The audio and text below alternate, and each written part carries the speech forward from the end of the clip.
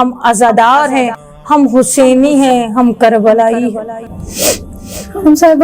سب اس روایت سے بخوبی واقف ہیں کہ جب امام حسین کی پیدائش ہوئی تو حضور پاک صلی اللہ علیہ وآلہ وسلم نے بی بی فاطمہ کو یہ پیشن گوئی کی تھی کہ تمہارے اس بیٹے کو شہید کر دیا جائے گا۔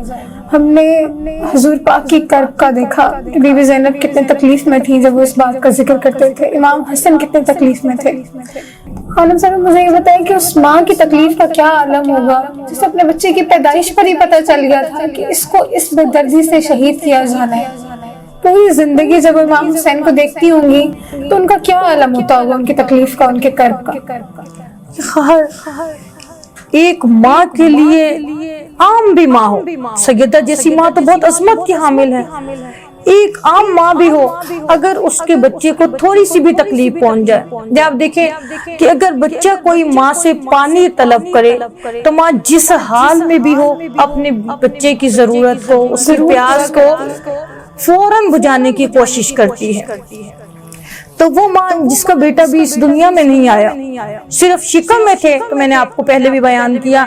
کہ شکم سے آوازیں آتی تھی، انا عطشان، انا غریب، انا مظلوم۔ تو جب وہ اس دنیا میں آئے اور جب آئے تو رسول خدا صلی اللہ علیہ وآلہ وسلم نے انہیں گود میں لیا، اور گود میں لینے کے بعد گریہ کرنا شروع کیا، اور صرف گریہ کرنے والے رسول خدا نہیں تھے، وہاں پر کائنات کے امیر حضرت علی بھی موجود تھے، سیدہ فاطمہ الزہرا سلام اللہ علیہا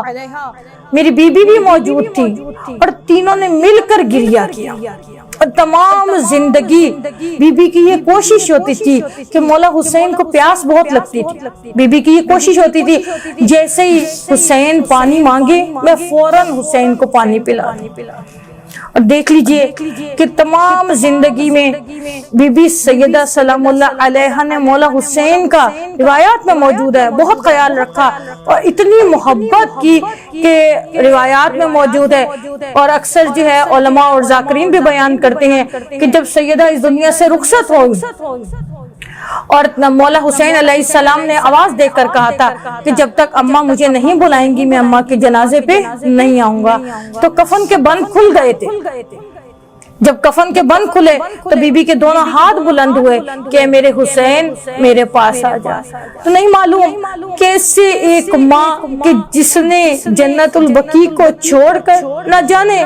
خود ہم یہ بیان میں پڑھتے ہیں اور خود روایات میں موجود ہے کہ کس طریقے سے بی بی سیدہ کہتی تھی کہ حسین میں تجھے کہاں کہاں رو،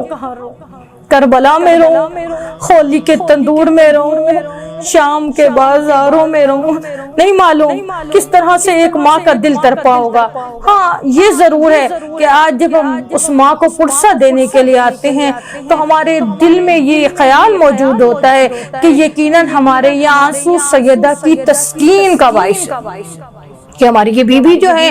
جن کو ہم فرصت دینے کے لیے آتے ہیں، اور بی بی ہم آپ کے حضور میں کچھ پیش نہیں کر سکتے، لیکن یہ ہمارے آنسو یقیناً آپ کی تسکین کا باعث ہیں کہ آپ کے بیٹے کے ہم عزادار ہیں، ہم حسینی ہیں، ہم کربلائی ہیں۔